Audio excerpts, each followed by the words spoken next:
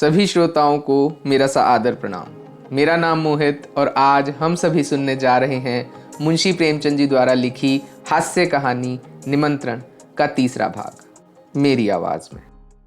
जब सामने पत्तलें पड़ गईं और भंडारी चांदी की थालों में एक से एक उत्तम पदार्थ ला लाकर परोसने लगा, तब पंडित मोटेराम जी की आंखें खुल गईं। उन्हें आए दिन निमंत्रण मिलते रहते थे, पर ऐसे अनुपम पदार्थ कभी सामने ना आए थे। घी की ऐसी सौंधी सुगंध उन्हें कभी ना मिली थी। प्रत्येक वस्तु से केवड़े और गुलाब की लपटें उड़ रही थीं। घी टपक रहा था। पंडित जी ने सोचा, ऐसे पदार्थों से कभी पेट भर सकता है? मानो खा जाऊं, फिर भी और खाने को जी चाहे। देवतागण इनसे उत्तम और कौन से पदार्थ खाते होंगे? इनसे उत्तम पदार्थों की तो कल्पना भी नहीं की जा सकती। पंडित जी को इस वक्त अपने परम मित्र पंडित चिंतामणि की याद आई। अगर वे होते तो रंग जम जाता, उसके बिना रंग फीका रहेगा। यहाँ दूसरा कौन है जिससे लाग डांट करूं? लड़के दो दो पत्तलों में चे बोल जाएंगे। सोना कुछ साथ देगी, मगर कब तक? चिंतामणि के बिना रंग ना गठेगा। वे मुझे ललकारेंगे, मैं उन्हें ललकारूंगा। उस उमंग में पत्तलों की कौन गिनती? हमारी देखा देखी लड़के भी डट जाएंगे। ओह, बड़ी भूल हो गई। यह ख्याल मुझे पहले ना आया।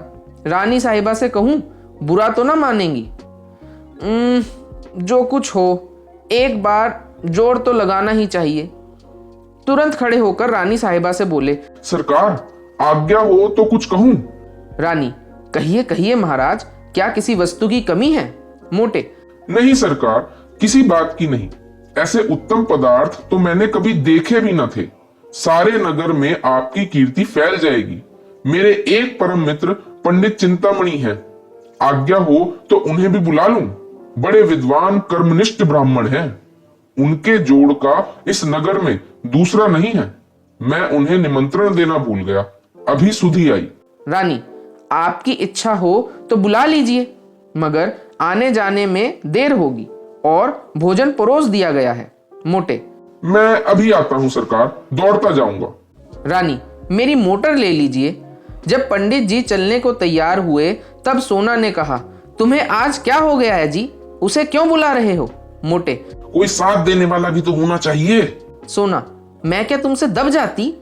पंडित जी ने मुस्कुराकर कहा, तुम जानती नहीं, घर की बात और है, दंगल की बात और।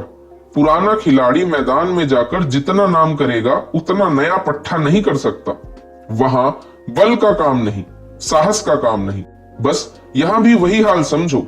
झंडे गाड़ दूंगा, समझ लेना। सोना, कहीं लड़के सो जाए तो? मोटे, और भूख खुल जाएगी, जगह तो मैं लूंगा ही।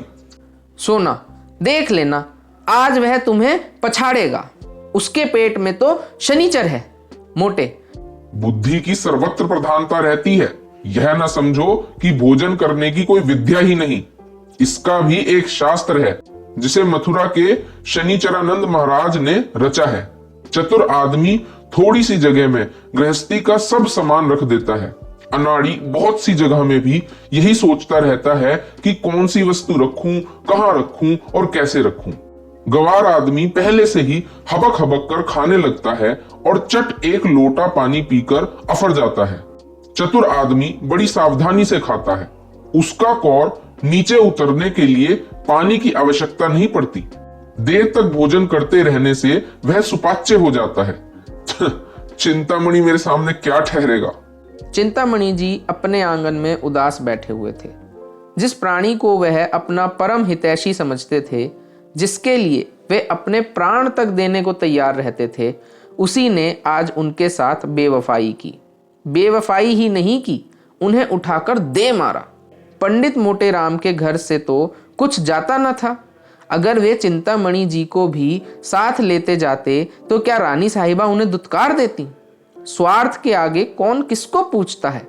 उन अमूल्य पदार्थों की कल्पना करके चिंतामणि के मुंह से लार टपक पड़ती थी। अब तक तो सामने पत्तल आ गई होंगी।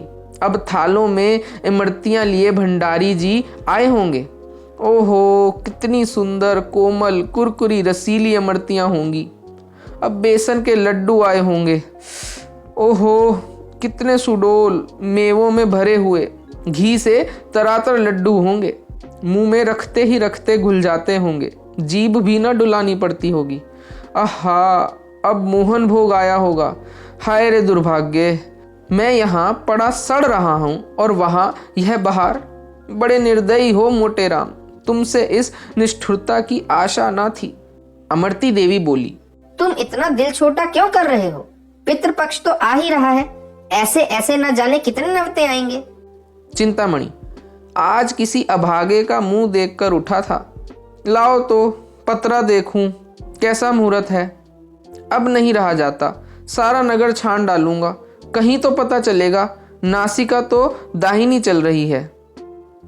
एकाएक मोटर की आवाज आई। उसके प्रकाश से पंडित जी का सारा घर जगमगा उठा। वे खिड़की से झांकने लगे तो मोटे राम को मोटर से उतरते देखा। एक लंबी सांस लेकर चारपाई पर गिर पड़े। कि दुष्ट भोजन करके अब यहां मुझसे बखान करने आया है। अमरती देवी ने पूछा, कौन है दाढ़ीजार? इतनी रात को जगावत है? मोटे, हम हैं हम, गाली ना दो। अमरती, अरे दुर, मुँह झौसे ते कौन है? कहते हैं हम, कौ जाने ते कौन है? मोटे, अरे हमारी बोली नहीं पहचानती हो? खूब पहचान लो, हम हैं तुम्हारे देवर। अमरती, ए दुर, तेरे मुंह में काल आगे तौर लहास उठे, हमार देवर बनता है दाढ़ीजार? मोटे, अरे हम हैं मोटे राम शास्त्री, क्या इतना भी नहीं पहचानती? चिंतामणि घर में है। अमरती ने किवाड़ खोल दिया और तिरस्कार भाव से बोली, अरे तुम थे तो नाम क्यों नहीं बताते थे? जब इतनी गालियां खा ली तो बोल निकला। क्या है क्या? मोटे, कुछ नहीं, चिंतामणि को शुभ संवाद देने आया हूँ। रानी साहिबा ने उन्हें याद किया है। अमरती, भोजन के बाद बुलाकर क्या करेंगी?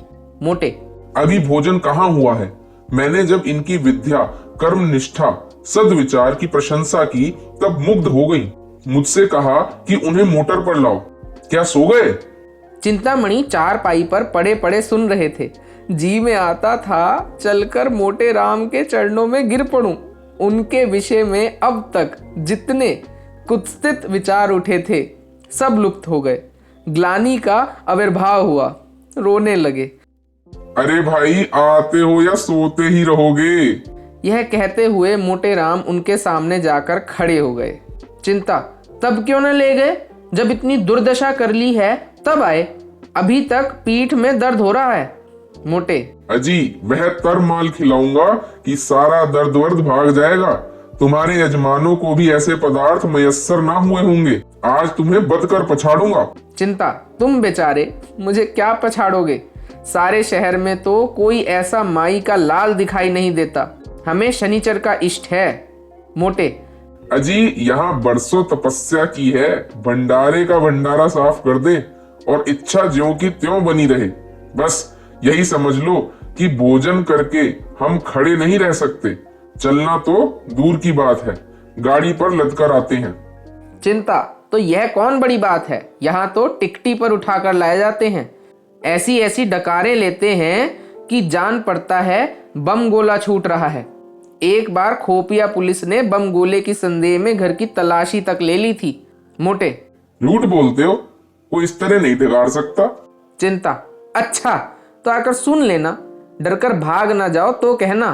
क्षण में दोनों मित्र मोटर पर बैठे और मोटर चली।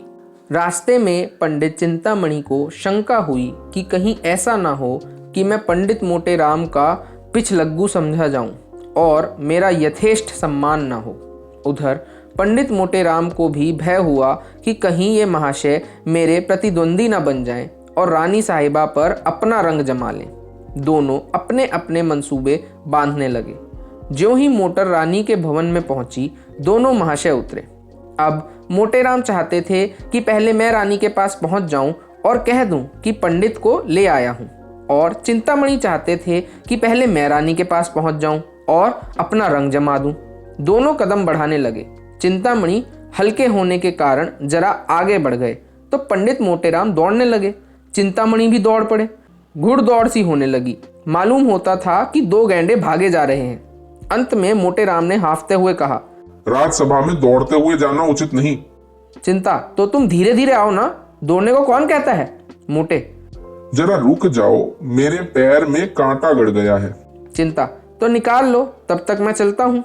मोटे, मैं ना कहता तो रानी तुम्हें पूछती ही ना। मोटेराम ने बहुत बहाने किए, पर चिंतामणि ने एक ना सुना। भवन में पहुंचे। रानी साहिबा बैठी कुछ लिख रही थी और रह रहकर द्वार की ओर ताक लेती थी कि सहसा पंडित चिंतामणि उनके सामने आ खड़े हुए और यूं स्तुति करने लगे। हे तशौदे, तू बाल केशव मुरारा नाम। रानी, क्या मतलब है? अपना मतलब कहो। चिंता, सरकार को आशीर्वाद देता हूँ। सरकार ने इस दास चिंतामणि को निमंत्रित करके जितना अनुग्रसित किया है, उसका बखान शेषनाग अपनी सहस्त्र जिह्वा द्वारा भी नहीं कर सकते। रानी, तुम्हारा ही नाम चिंतामणि है? वे कहाँ रह गए? वो पंडित मोटेराम शास्त्री? चिंता, पीछे आ रहा है सरकार, मेरे बराबर आ सकता है भला? मेरा तो शिष्य है। रानी, अच्छा, तो वे आपके शिष्य हैं? चिंता, मैं अपने मुंह से अपनी बढ़ाई नहीं करना चाहता सरकार। विद्वानों को नम्र होना चाहिए, पर जो यथार्थ है वह तो संसार जानता है। सरकार, मैं किसी से वाद विवाद नहीं करता, यह मेरा अनुशीलन नहीं। मेरे शिष्य भी बहुधा मेरे गुरु बन जाते हैं, पर मैं किसी से कुछ नहीं कहता। जो सत्य है वह सभी जानते हैं। इतने में पंडित मोटेराम भी गिरते पड़ते हाँफते हुए से आ पहुंचे। यह देखकर कि चिंतामणि भद्रता और सभ्यता की मूर्ति बने खड़े हैं, वे देवोपम में शांति के साथ खड़े हो गए। रानी, पंडित चिंतामणि तो बड़े साधु प्रकृति एवं विद्वान हैं, आप उनके शिष्य हैं, फिर भी वे आपको अपना शिष्य नहीं कहते। मोटे, सरकार, मैं इनका दासानुदास हूँ। चिंता, जगतारिणी, मैं इनका चरण रज हूँ। मोटे, रिपुल संहारिणी, मैं इनके द्वार का कुकर हूँ। रानी, आप दोनों सज्जन पूज्य हैं, एक से एक बढ़े हुए। चलिए भोजन कीजिए। तो दोस्तों, आज के लिए बस इतना ही। मैं आशा करता हूँ कि आपको कहानी पसंद आ रही होगी। आखिर क्या रंग जमाएंगे चिंतामणि मोटेराम के साथ रानी के निमंत्रण में, जानेंगे कहानी के चौथे और आखिरी भाग में। अगर कहानी पसंद आई हो तो वीडियो को लाइक करें और शेयर करें अपने उन दोस्तों के साथ जिन्हें कहानियाँ सुननी पसंद हैं। और अगर आप चैनल पर नए हैं तो चैनल को सब्सक्राइब भी करें। इसी के साथ अब हम मिलेंगे हमारी अगली वीडियो में। तब तक के लिए मैं आपका मोहित आपसे विदा लेना चाहूँगा। शुभ रात्रि, धन्यवाद।